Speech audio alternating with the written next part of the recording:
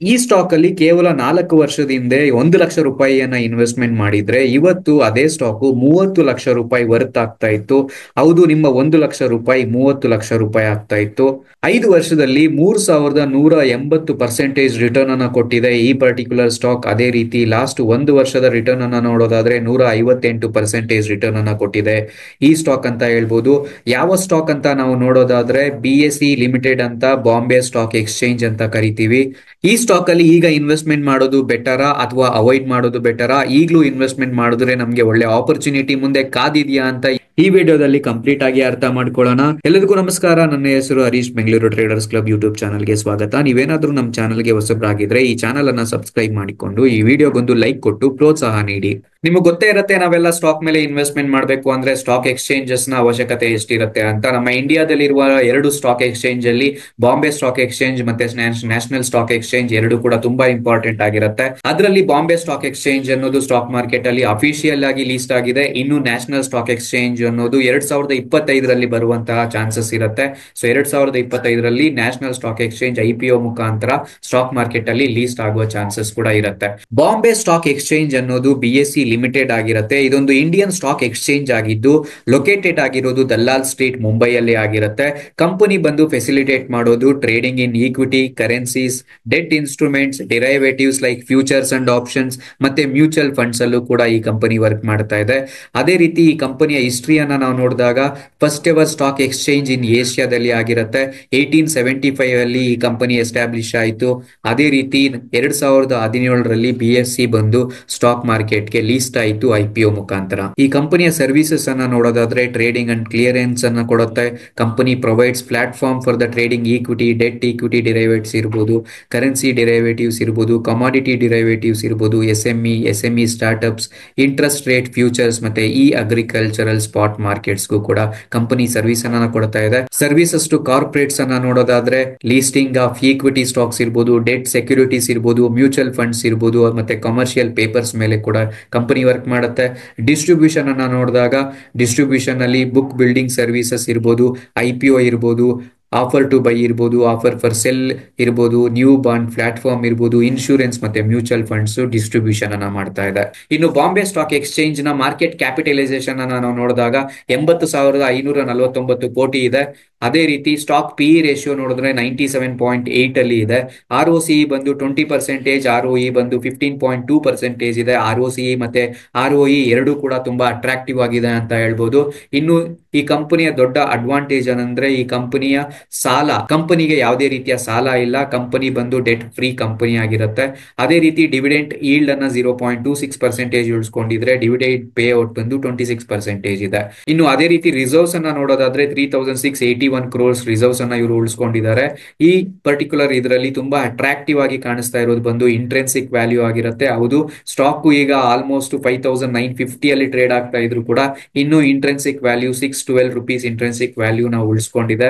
Almost ಇನ್ನೂ ಕೂಡ 10% ಅಷ್ಟು ಮೇಲೆ ಹೋಗುವ ಚಾನ್ಸಸ್ ಇದೆ ಅಂತ intrinsic value as of now ನಮ್ಗೆ ಇಂಡಿಕೇಟ್ ಮಾಡ್ತಾ ಇದೆ. ಇನ್ನು ಅದೇ ರೀತಿ 52 ವೀಕ್ ಹೈ ಪ್ರೈಸ್ ಬಂದು 5977 ಇದ್ರೆ 52 ವೀಕ್ ಲೋ ಬಂದು 1941 ಇದೆ. ಸೊ ಒಂದೇ ವರ್ಷದಲ್ಲಿ 160% ರಿಟರ್ನ್ ಅನ್ನ ಈ ಪರ್ಟಿಕ್ಯುಲರ್ ಸ್ಟಾಕ್ ತಂದು ಕೊಟ್ಟಿರೋದು ಇನ್ವೆಸ್ಟರ್ಸ್ಗೆ. ನಿಮಗ್ ಗೊತ್ತಾ, ನಿಮ್ಮ ಹತ್ರ 10,000 ರೂಪಾಯಿ ಇನ್ವೆಸ್ಟ್ಮೆಂಟ್ ಇದ್ರೆ 40,000 ರೂಪಾಯಿ ವರ್ತ್ ಸ್ಟಾಕ್ಸ್ ಅನ್ನ ಬೈ ಮಾಡಬಹುದು ಅಂತ. ಹೌದು, 5 years ನ MTF margin trading facility options ಅಲ್ಲಿ ಇದು ಸಾಧ್ಯ. ಹೌದು, ನೀವೇನಾದ್ರೂ ಸ್ಟಾಕ್ ಮಾರ್ಕೆಟ್ ಅಲ್ಲಿ ಇನ್ವೆಸ್ಟ್ಮೆಂಟ್ ಮಾಡಬೇಕು ಅನ್ಕೊಂಡಿದ್ರೆ, ಟ್ರೇಡಿಂಗ್ ಅನ್ನ ಶುರು ಮಾಡಬೇಕು ಅನ್ಕೊಂಡಿದ್ರೆ, IPOಗೆ ಅಪ್ಲೈ ಮಾಡಬೇಕು ಅನ್ಕೊಂಡಿದ್ರೆ ಒಂದು ಡಿಮ್ಯಾಟ್ ಅಕೌಂಟ್ ನ ಅವಶ್ಯಕತೆ ಇರುತ್ತೆ. 5 years ಅನ್ನೋದು ಒಂದು SEBI registered, trusted and powerful trading platform ಆಗಿದ್ದು ಇದರಲ್ಲಿ IPO ಇರಬಹುದು, ಮ್ಯೂಚುವಲ್ ಫಂಡ್ಸ್ ಇರಬಹುದು, ಇಂಟ್ರಾಡೇ ಇರಬಹುದು, ಫ್ಯೂಚರ್ಸ್ ಅಂಡ್ ಆಪ್ಷನ್ಸ್ ಇರಬಹುದು, ಡಿರೈವೇಟಿವ್ ಮಾರ್ಕೆಟ್ಸ್ ಅಲ್ಲಿ ಟ್ರೇಡ್ ಮಾಡೋದು ಇರಬಹುದು. ಎಲ್ಲವನ್ನೂ ಕೂಡ ಒಂದೇ ಟ್ರೇಡಿಂಗ್ ಪ್ಲಾಟ್ಫಾರ್ಮ್ ಅಲ್ಲಿ ಮಾಡಬಹುದು. ಮ್ಯೂಚುವಲ್ ಫಂಡ್ಸ್ ಮತ್ತೆ IPOಗೆ 0 ಬ್ರೋಕರೇಜ್ ಇದ್ದು, ಅದೇ ರೀತಿ ಈಕ್ವಿಟಿ, ಫ್ಯೂಚರ್ಸ್ ಅಂಡ್ ಆಪ್ಷನ್ಸ್ ಗೆ ಅಪ್ ಟು 20 rupees ಮಾತ್ರ ಚಾರ್ಜ್ ಮಾಡ್ತಾ ಇದ್ದಾರೆ. ಲಿಮಿಟೆಡ್ ಪೀರಿಯಡ್ ಆಫರ್ ಅಲ್ಲಿ free AMC annual maintenance charge ಅನ್ನ ಕೂಡ ಫ್ರೀ ಆಗಿ ಕೊಡ್ತಾ ಇದ್ದಾರೆ. ಇನ್ನು ಇದರಲ್ಲಿ ಟ್ರೇಡರ್ಸ್ ಗೆ, ಇನ್ವೆಸ್ಟರ್ಸ್ ಗೆ ಹೆಲ್ಪ್ ಆಗುವ ಒಂದು ಸ್ಪೆಷಲ್ ಆಪ್ಷನ್ ಇದ್ದು ಅದುವೇ MTF ಆಗಿರುತ್ತೆ. MTF ಅಂದ್ರೆ ಮಾರ್ಜಿನ್ ಟ್ರೇಡಿಂಗ್ ಫೆಸಿಲಿಟಿ ಅಂತ. ಫಾರ್ ಎಕ್ಸಾಂಪಲ್ ನಿಮ್ಮ ಹತ್ರ 1 ಲಕ್ಷ ರೂಪಾಯಿ ಇನ್ವೆಸ್ಟ್ಮೆಂಟ್ ಇದ್ರೆ 4 ಲಕ್ಷ ವರ್ತ್ ಸ್ಟಾಕ್ಸ್ ಅನ್ನ ನಾವು ಟ್ರೇಡ್ ಮಾಡಬಹುದು, ಇನ್ವೆಸ್ಟ್ಮೆಂಟ್ ಮಾಡಬಹುದು. ಹೌದು, 20% ನಮ್ಮ ಹತ್ರ ಇನ್ವೆಸ್ಟ್ಮೆಂಟ್ ಇದ್ರೆ 80% ಅಷ್ಟು ಫೈರ್ಸ್ ಫಂಡ್ ಮಾಡುತ್ತೆ. ಫಾರ್ ಎಕ್ಸಾಂಪಲ್ ಇಲ್ಲಿ ನಾನು ಟಾಟಾ ಸ್ಟೀಲ್ ಅನ್ನುವ ಒಂದು ಸ್ಟಾಕ್ ಅನ್ನ ಬೈ ಮಾಡ್ತಾ ಇದ್ದೀನಿ. ಸೊ ಬೈ ಆರ್ಡರ್ ಅನ್ನ ನಾನು ಪ್ಲೇಸ್ ಮಾಡಿದಾಗ ಇಲ್ಲಿ ನನಗೆ ಇಂಟ್ರಾಡೇ, ಓವರ್ ನೈಟ್, MTF ಅನ್ನುವ ಆಪ್ಷನ್ಸ್ ಇರುತ್ತೆ. ಇಲ್ಲಿ MTF ಮೇಲೆ ಕ್ಲಿಕ್ ಮಾಡಿದಾಗ ನನಗೆ ಒಂದು ಕ್ವಾಂಟಿಟಿಗೆ ಬೇಕಾಗಿರುವಂತಹ ಇನ್ವೆಸ್ಟ್ಮೆಂಟ್ ಅನ್ನ ನೀವು ನೋಡೋದಾದ್ರೆ ಕೇವಲ 37 ರೂಪಾಯಿಯಲ್ಲಿ ನಾನು ಒಂದು ಕ್ವಾಂಟಿಟಿ ಟಾಟಾ ಸ್ಟೀಲ್ ಅನ್ನ ಬೈ ಮಾಡಬಹುದು. ಇಲ್ಲಿ 3.4x ಲಿವರೇಜ್ ಅನ್ನೋದು ನನಗೆ ಆಲ್ರೆಡಿ ಅಪ್ಲಿಕೇಬಲ್ ಆಗಿದೆ, ಅಂದ್ರೆ ಮಾರ್ಜಿನ್ ಅನ್ನೋದು ಆಲ್ರೆಡಿ ಅಪ್ಲಿಕೇಬಲ್ ಆಗಿರುತ್ತೆ.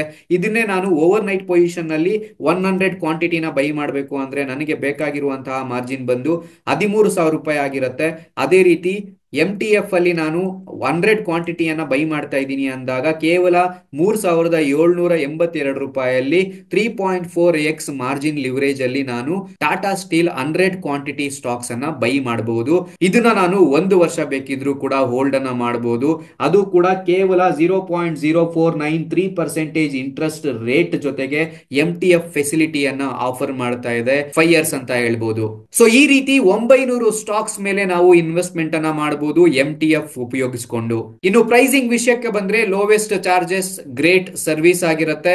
0 ಚೆಕ್ ಬೌನ್ಸ್ ಚಾರ್ಜ್ ಇರಬಹುದು, 0 ಅಕೌಂಟ್ ಓಪನಿಂಗ್ ಚಾರ್ಜಸ್ ಇರಬಹುದು, 0 ಡಿಮೆಟೀರಿಯಲೈಸೇಷನ್ ಚಾರ್ಜಸ್ ಇರುತ್ತೆ. ಅದೇ ರೀತಿ 0 ಪೇಮೆಂಟ್ ಗೇಟ್ ವೇ ಚಾರ್ಜಸ್ ಕೂಡ ಇರುತ್ತೆ. ನಿಮ್ಮ ಡಿಮ್ಯಾಟ್ ಅಕೌಂಟ್ ಅನ್ನ ಕೇವಲ 5 ನಿಮಿಷದಲ್ಲಿ ಓಪನ್ ಮಾಡಬಹುದು. ಇಂಟ್ರಾಡೇ ಇಂದ ಹಿಡಿದು ಡೆಲಿವರಿ MTF ವರೆಗೂ ಕೂಡ ನೀವು ಒಂದೇ ಒಂದು ವೇದಿಕೆಯಲ್ಲಿ ಟ್ರೇಡ್ ಮಾಡಬೇಕು ಅಂದ್ರೆ 5 years ಟ್ರೇಡಿಂಗ್ ಅಕೌಂಟ್ ಅನ್ನ ಓಪನ್ ಮಾಡಿ ಅಪ್ ಟು 25 ಲಕ್ಷದ ತನಕ ಫಂಡಿಂಗ್ ಅನ್ನ ಪಡೆಯೋದಿಕ್ಕೆ ರೆಡಿ ಆಗಿರಿ. 5 years ಟ್ರೇಡಿಂಗ್ ಅಕೌಂಟ್ ಲಿಂಕ್ ನಮ್ಮ ವಿಡಿಯೋನ ಡಿಸ್ಕ್ರಿಪ್ಷನ್ ಅಲ್ಲಿ ಇರುತ್ತೆ, ಈಗಲೇ ಚೆಕ್ ಮಾಡಿ. ಇನ್ನು ಫೈನಾನ್ಷಿಯಲ್ ಸ್ಟೇಟಸ್ ಅನ್ನ ಚೆಕ್ ಮಾಡೋದಾದ್ರೆ ಕಂಪನಿಯ ನೆಟ್ ರೆವೆನ್ಯೂ ಅನ್ನೋದು ನಾವು ನೋಡ್ಬೇಕಾಗತ್ತೆ. ರೆವೆನ್ಯೂ ಅನ್ನ ನಾವು ನೋಡೋದಾದ್ರೆ ಆನ್ಯುವಲಿ ರೆವೆನ್ಯೂ ಅನ್ನ ನೋಡಿ 2023ರಲ್ಲಿ 924 ಕೋಟಿ ಇತ್ತು. 2024ಕ್ಕೆ ಅದು 1,592 ಕೋಟಿ ಆಗಿದೆ. ತುಂಬಾ ಸಿಗ್ನಿಫಿಕೆಂಟ್ ಗ್ರೋತ್ ಅಂತೂ ಇದ್ದೇ ಇದೆ ರೆವೆನ್ಯೂ ಅಲ್ಲಿ ವರ್ಷದಿಂದ ವರ್ಷಕ್ಕೆ.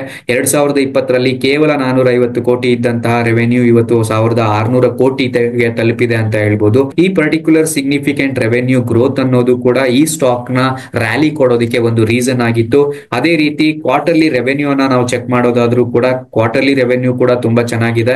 ಜೂನ್ 2024ಕ್ಕೆ 670 ಕೋಟಿ. ಅದೇ ರೀತಿ ರೀಸೆಂಟ್ ಕ್ವಾರ್ಟರ್ ಆಗಿರುವಂತಹ ಸೆಪ್ಟೆಂಬರ್ 2024ರಲ್ಲಿ 813 ಕೋಟಿ ರೆವೆನ್ಯೂ ಅನ್ನ ಮಾಡಿದ್ದಾರೆ. ಸೊ ಸಿಗ್ನಿಫಿಕೆಂಟ್ ಗ್ರೋತ್ ಅನ್ನೋದು ಇದೆ. ಕನ್ಸಿಸ್ಟೆನ್ಸಿ ಗ್ರೋತ್ ಅನ್ನ ಮೇಂಟೈನ್ ಮಾಡ್ಕೊಂಡು ಹೋಗ್ತಾ ಇದ್ದಾರೆ. ಇಯರ್ ಆನ್ ಇಯರ್ ಇರ್ಬೋದು, ಕ್ವಾರ್ಟರ್ ಆನ್ ಕ್ವಾರ್ಟರ್ ಇರ್ಬೋದು. ಅದೇ ರೀತಿ ನೆಟ್ ಪ್ರಾಫಿಟ್ಸ್ ಅನ್ನ ನಾವು ನೋಡಬೇಕು. ನೆಟ್ ಪ್ರಾಫಿಟ್ಸ್ ಅನ್ನ ನಾವು ನೋಡೋದಾದ್ರೆ ರೀಸೆಂಟ್ ಕ್ವಾರ್ಟರ್ ಅಲ್ಲಿ 321 ಕೋಟಿ ಪ್ರಾಫಿಟ್ ಮಾಡಿದ್ರೆ ಜೂನ್ ಕ್ವಾರ್ಟರ್ ಅಲ್ಲಿ 241 ಕೋಟಿ ಪ್ರಾಫಿಟ್ ಅನ್ನ ಮಾಡಿದ್ರು. ಪ್ರಾಫಿಟ್ ಅಲ್ಲೂ ಕೂಡ ಸಿಗ್ನಿಫಿಕೆಂಟ್ ಇನ್ಕ್ರೀಸ್ ಅನ್ನೋದು ಆಗ್ತಾ ಇದೆ. ರೀಸೆಂಟ್ ಅಲ್ಲಿ ನೀವು ನೋಡೋದಾದ್ರೆ ಸೆಪ್ಟೆಂಬರ್ 2023ರಲ್ಲಿ ಕೇವಲ 99 ಕೋಟಿ ಮಾಡಿದಂತಹ ಪ್ರಾಫಿಟ್ ಸೆಪ್ಟೆಂಬರ್ 2024ಕ್ಕೆ 321 ಕೋಟಿ ಆಗಿದೆ. ಅಂದ್ರೆ ಕೇವಲ ಒಂದೇ ಒಂದು ವರ್ಷದಲ್ಲಿ ಆಲ್ಮೋಸ್ಟ್ ಪ್ರಾಫಿಟ್ ಅನ್ನೋದು ಡಬಲ್ ಆಗಿದೆ ಅಂತ ಹೇಳ್ಬೋದು. ಸೊ ಇನ್ನು ಓವರ್ ಆಲ್ ಆಗಿ ಆನ್ಯುವಲಿ ನೆಟ್ ಪ್ರಾಫಿಟ್ಸ್ ಅನ್ನ ನಾವು ನೋಡೋದಾದ್ರೆ 2023ರಲ್ಲಿ ಕೇವಲ 156 ಕೋಟಿ ಪ್ರಾಫಿಟ್ ಅನ್ನ ಮಾಡಿದ್ರು. ಅದೇ ರೀತಿ 2024ಕ್ಕೆ 700 ಕೋಟಿ ಪ್ರಾಫಿಟ್ ಅನ್ನ ಮಾಡಿದ್ದಾರೆ. ಆಲ್ಮೋಸ್ಟ್ 3ರಿಂದ 4 ಪಟ್ಟು ಪ್ರಾಫಿಟ್ ಅನ್ನ ಇವರು ಇನ್ಕ್ರೀಸ್ ಮಾಡ್ಕೊಂಡಿರೋದು. ಇದು ಒಂದು ಮೇನ್ ರೀಸನ್ ಆಗಿತ್ತು. 2023-2024 ವರ್ಷಗಳಲ್ಲಿ ಸ್ಟಾಕ್ ಹೆವಿ ಆಗಿ ರ್ಯಾಲಿಯನ್ನ ಕೊಡೋದಕ್ಕೆ. ನಿಮ್ಗೆ ಗೊತ್ತೇ ಇದೆ 160% ರಿಟರ್ನ್ ಅನ್ನೋದು ತುಂಬಾ ಅಂದ್ರೆ ತುಂಬಾ ದೊಡ್ಡ ರ್ಯಾಲಿ ಆಗಿತ್ತು ಈ ಸ್ಟಾಕ್ ಅಲ್ಲಿ. ಇನ್ನು ಶೇರ್ ಹೋಲ್ಡಿಂಗ್ ಪ್ಯಾಟರ್ನ್ ಅನ್ನ ನಾವು ನೋಡೋದಾದ್ರೆ ಫಾರಿನ್ ಇನ್ಸ್ಟಿಟ್ಯೂಷನಲ್ ಇನ್ವೆಸ್ಟರ್ಸ್ ಕೈಯಲ್ಲಿ 13% ಹೋಲ್ಡಿಂಗ್ಸ್ ಇದೆ. ಅದೇ ರೀತಿ ಡೊಮೆಸ್ಟಿಕ್ ಇನ್ಸ್ಟಿಟ್ಯೂಷನಲ್ ಇನ್ವೆಸ್ಟರ್ ಕೈಯಲ್ಲಿ 11.71% ಅಷ್ಟು ಹೋಲ್ಡಿಂಗ್ಸ್ ಅನ್ನ ಇಟ್ಕೊಂಡಿದ್ದಾರೆ. ಇನ್ನು ಪಬ್ಲಿಕ್ ಬಂದು 50-4% ಹೋಲ್ಡಿಂಗ್ಸ್ ಅನ್ನ ಉಳಿಸ್ಕೊಂಡಿದೆ.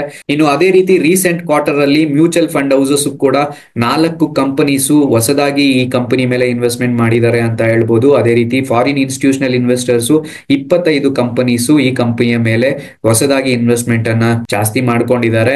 ಸೊ 12.98 ಟೋಟಲ್ ಹೋಲ್ಡಿಂಗ್ಸ್ ಅನ್ನ ಉಳಿಸ್ಕೊಂಡಿದ್ರೆ 8.34 ಟೋಟಲ್ ಹೋಲ್ಡಿಂಗ್ಸ್ ಅನ್ನ mutual funds houses recent September quarter ಅಲ್ಲಿ ಉಳಿಸ್ಕೊಂಡಿದ್ದಾರೆ.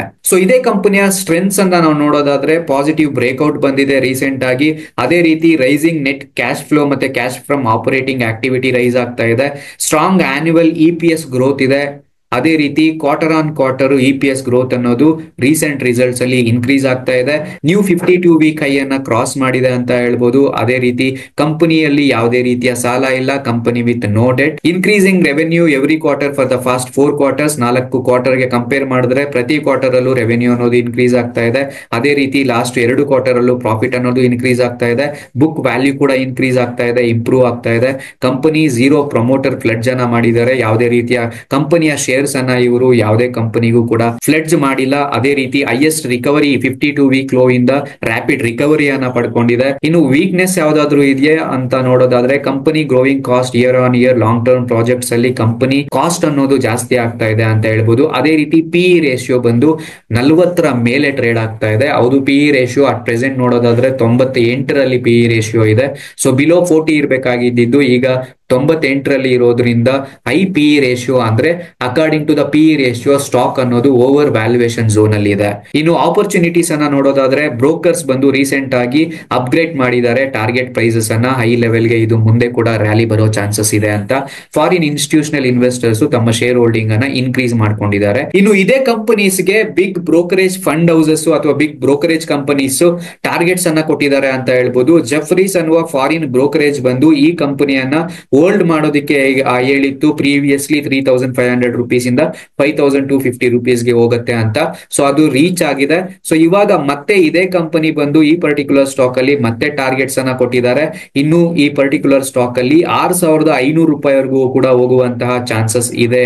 CAGR 25% ಪ್ರಕಾರ ನಾವು ನೋಡೋದಾದ್ರೆ, ಆಪರೇಟಿಂಗ್ ಎಬಿಟಾ ಪ್ರಕಾರ CAGR 30% ಪ್ರಕಾರ ನೋಡೋದಾದ್ರೆ, ವಿತ್ ಟಾರ್ಗೆಟ್ ಆಫ್ 6500 rupees ಅಂದ್ರೆ 6500 ರೂಪಾಯಿ ಟಾರ್ಗೆಟ್ ಅನ್ನ ಜಫ್ರೀಸ್ ಅನ್ನುವ ಕಂಪನಿ ಬಿಡುಗಡೆ ಮಾಡಿದೆ ರೀಸೆಂಟ್ ಆಗಿ. ಇನ್ನು ನೂಮಾ ಅನ್ನುವ ಕಂಪನಿ ಕೂಡ ಟಾರ್ಗೆಟ್ ಅನ್ನ ಕೊಟ್ಟಿದ್ದಾರೆ. ಟಾರ್ಗೆಟ್ ಬಂದು ಬೈ ಟಾರ್ಗೆಟ್ 6730 rupees ಆಗಿರುತ್ತೆ. ಓವರ್ ಆಲ್ ಆಗಿ ಕಂಪನಿ ಫೈನಾನ್ಷಿಯಲಿ ಸ್ಟ್ರಾಂಗ್ ಆಗಿದೆ ಅಂತ ಇವರು ಕೂಡ ಹೇಳ್ತಾ ಇದ್ದಾರೆ. ಇನ್ನು ನಮ್ಮ ಇಂಡಿಯನ್ ಕಂಪನಿ ಆಗಿರುವಂತಹ ಮೋತಿಲಾಲ್ ಓಸ್ವಾಲ್ ಅವರ ಟಾಪ್ ಫಿಕ್ ಫಾರ್ 2025 ಅಲ್ಲಿ ಇದು ಒಂದು ಆಗಿರುತ್ತೆ. ಇವರು ಕೂಡ ಕಂಪನಿಯ ಟಾರ್ಗೆಟ್ ಅನ್ನ 6500ಗೆ ಫಿಕ್ಸ್ ಮಾಡಿದ್ದಾರೆ. ಸೊ ಓವರ್ ಆಲ್ ಆಗಿ ನೋಡೋದಾದ್ರೆ ಮೆಜಾರಿಟಿ ಆಫ್ ದ ಬ್ರೋಕರ್ಸ್ ಈ ಕಂಪನಿಯಲ್ಲಿ ಇನ್ನೂ ಕೂಡ ಬೆಳವಣಿಗೆ ಬರುವಂತಹ ಚಾನ್ಸಸ್ ಇದೆ, ಇನ್ನೂ ಕೂಡ ರ್ಯಾಲಿ ಬರುವಂತಹ ಚಾನ್ಸಸ್ ಇದೆ ಅಂತ ಪ್ರೆಡಿಕ್ಟ್ ಅನ್ನ ಮಾಡ್ತಾ ಇದ್ದಾರೆ, ಎಕ್ಸ್ಪೆಕ್ಟ್ ಅನ್ನ ಮಾಡ್ತಾ ಇದ್ದಾರೆ. ಅದೇ ರೀತಿ ಈ ಕಂಪನಿಯ ಟೆಕ್ನಿಕಲ್ಸ್ ಅನ್ನ ನಾವು ನೋಡೋದಾದ್ರೆ, ಟೆಕ್ನಿಕಲ್ಸ್ ಅಲ್ಲಿ ನೀವು ನೋಡಬಹುದು ಒನ್ ಡೇ ಟೈಮ್ ಫ್ರೇಮ್ ಅಲ್ಲಿ ಈ ಪರ್ಟಿಕ್ಯುಲರ್ ಪ್ರೈಸ್ ಅನ್ನೋದು ಪ್ರೀವಿಯಸ್ಲಿ 5830 rupees ಇಂದ ಆಲ್ಮೋಸ್ಟ್ 5000 rupees ವರೆಗೂ ಕೂಡ ಬಿದ್ದಿತ್ತು. ಮತ್ತೆ ಪ್ರೀವಿಯಸ್ಲಿ 4 ದಿವಸದಲ್ಲಿ ಈ ಕಂಪನಿಯ ಶೇರ್ ಪ್ರೈಸ್ ಅನ್ನೋದು 1000 rupees ಅನ್ನ ಕ್ರಾಸ್ ಮಾಡಿದೆ ಅಂತ ಹೇಳ್ಬೋದು. ಇವತ್ತು ಕೂಡ ನ್ಯೂ 52 ವೀಕ್ ಹೈ ಅಂದ್ರೆ 5832 rupees ಅನ್ನೋದು ಇಲ್ಲಿ ತನಕ ರೆಸಿಸ್ಟೆನ್ಸ್ ಏರಿಯಾ ಆಗಿತ್ತು. ಇವಾಗ ರೆಸಿಸ್ಟೆನ್ಸ್ ಅನ್ನ ಬ್ರೇಕ್ ಮಾಡಿ ಆಲ್ಮೋಸ್ಟ್ 6000 rupees ಅನ್ನ ರೀಚ್ ಮಾಡಿದೆ ಅಂತ ಹೇಳ್ಬೋದು. ಇದೊಂದು ಫ್ರೆಶ್ ಬ್ರೇಕ್ಔಟ್ ಆಗಿರುತ್ತೆ. ಸೊ ಈ ಫ್ರೆಶ್ ಬ್ರೇಕ್ಔಟ್ ಅಲ್ಲಿ ವಾಲ್ಯೂಮ್ಸ್ ಅನ್ನೋದು ಇನ್ಕ್ರೀಸ್ ಆದ್ರೆ ರ್ಯಾಲಿ ಅನ್ನೋದು ಕಂಟಿನ್ಯೂ ಆಗುವ ಚಾನ್ಸಸ್ ಕೂಡ ಇರುತ್ತೆ. ಸೊ ಅಟ್ ಪ್ರೆಸೆಂಟ್ ನಾವು ನೋಡೋದಾದ್ರೆ ಬ್ರೋಕರೇಜ್ ಫಂಡ್ ಹೌಸಸ್ ಇರ್ಬೋದು, ಬ್ರೋಕರೇಜ್ ಕಂಪನೀಸ್ ಇರ್ಬೋದು, ಈ ಕಂಪನಿಯ ಟಾರ್ಗೆಟ್ ಅನ್ನ 6500ಗೆ ಫಿಕ್ಸ್ ಮಾಡಿದ್ದಾರೆ. ಆಲ್ಮೋಸ್ಟ್ 6500 ಪ್ಲಸ್ ಟಾರ್ಗೆಟ್ಸ್ ಅನ್ನ ಕೊಟ್ಟಿದ್ದಾರೆ. 6500 to 6750 rupees ವರೆಗೂ ಕೂಡ ಟಾರ್ಗೆಟ್ಸ್ ಅನ್ನ ಕೊಟ್ಟಿರೋದ್ರಿಂದ ಈ ಕಂಪನಿಯ ಸ್ಟಾಕ್ಸ್ ಅಲ್ಲಿ ಮತ್ತೆ ರ್ಯಾಲಿ ಅನ್ನೋದು ಜಾಸ್ತಿ ಆಗುವ ಚಾನ್ಸಸ್ ಕೂಡ ಇರುತ್ತೆ. So in case according to the PE ratio ನೋಡೋದಾದ್ರೆ, ಸ್ಟಾಕ್ PE ರೇಷಿಯೋ ಪ್ರಕಾರ ಸ್ಟಾಕ್ ಅಲ್ಲಿ ಸ್ವಲ್ಪ ಕರೆಕ್ಷನ್ ಅನ್ನೋದು ಬರಬೇಕಾಗತ್ತೆ. ಯಾಕಂದ್ರೆ PE ರೇಷಿಯೋ ಅನ್ನೋದು ಸ್ವಲ್ಪ ಹೈ ಅಲ್ಲಿ ಟ್ರೇಡ್ ಆಗ್ತಾ ಇದೆ. ಬಟ್ ಟೆಕ್ನಿಕಲ್ಸ್ ಪ್ರಕಾರ ನೋಡೋದಾದ್ರೆ ವಾಲ್ಯೂಮ್ಸ್ ಅನ್ನೋದು ಇನ್ಕ್ರೀಸ್ ಆಗ್ತಾ ಆಗ್ತಾ ಬ್ರೇಕ್ಔಟ್ಸ್ ಅನ್ನ ಕೂಡ ಕೊಟ್ಟಿದೆ. ಟೆಕ್ನಿಕಲ್ಸ್ ಪ್ರಕಾರ ನೋಡೋದಾದ್ರೆ ಸ್ಟಾಕ್ ಸ್ಟ್ರಾಂಗ್ ಆಗಿದೆ. PE ರೇಷಿಯೋ ಪ್ರಕಾರ ನೋಡೋದಾದ್ರೆ ಸ್ಟಾಕ್ ಓವರ್ ವ್ಯಾಲ್ಯೂಯೇಷನ್ ಝೋನ್ ಅಲ್ಲಿ ಇದೆ ಅಂತ ಹೇಳ್ಬೋದು.